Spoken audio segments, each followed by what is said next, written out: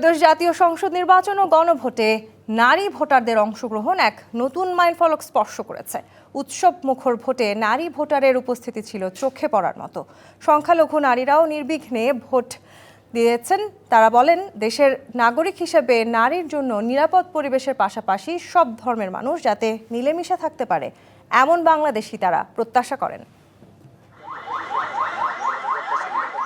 রাজধানীর Banani model school vote কেন্দ্র। কাকডাকা ভোরে ভোট দিতে লম্বা লাইন নারী সমাজের। নির্বাচন কমিশনের তথ্য বলছে, দেশে মোট 12,77,11,793 জন ভোটারের মধ্যে নারী ভোটারের সংখ্যা 6,28,85,200 জন।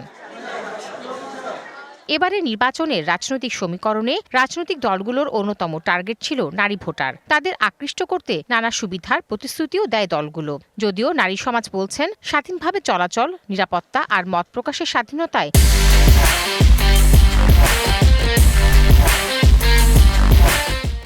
তাদের প্রধান প্রত্যাশা নতুন নেতৃত্বের কাছে। যে সরকারি আসুক, সর্বপ্রথম এটা চাইবো যেন নারীরা, আমরা যারা আছি বা আমাদের বাচ্চারা যারা স্কুলে পড়ে, মেয়ে বাচ্চা, তাদের জন্য একটা ভালো নিরাপত্তা হয়। নারীদের জন্য রাস্তাঘাটে বের হয়ে যেন একটু সুযোগ সুবিধা চাই, যাতে কোনো সমস্যা না হয়। মেয়েদের নিরাপত্তা নিশ্চিত করে, মেয়েদের চাকরির ব্যবস্থা ঠিক থাকে। এদিকে বিগত দিনের তিক্ত অভিজ্ঞতা থেকে নির্বাচনকে ঘিরে সংখ্যালঘু ভোটারদের এক ধরনের শঙ্কা থাকলেও তাদের প্রত্যাশা সকল ধর্মের মানুষের নিরাপদ জীবন। আমি চাই আমার অধিকার যেন প্রতিষ্ঠা হয়, এটা আমার দেশ, আমি যেন আমার মতো করে বাঁচতে পারি। আমরা অনিশ্চয়তার মধ্যে থাকি বেশিরভাগই। ঢাকায় তো এরকম হয় না, ঢাকার বাইরে বেশিরভাগ হয়। দেশটা ঠান্ডাভাবে চলুক, সবাই মিলেমিশে থাকি, হিন্দু মুসলিম কোনো বাদাবাদি নেই, সবাই একাত্রভাবে চলি। আগেও চলছি, এখনো চলতে চাই। নারীরা বলছেন, যে সরকারি আসুক না কেন, তারা যেন তাদের জন্য নিরাপদ বসবাস নিশ্চিত করে।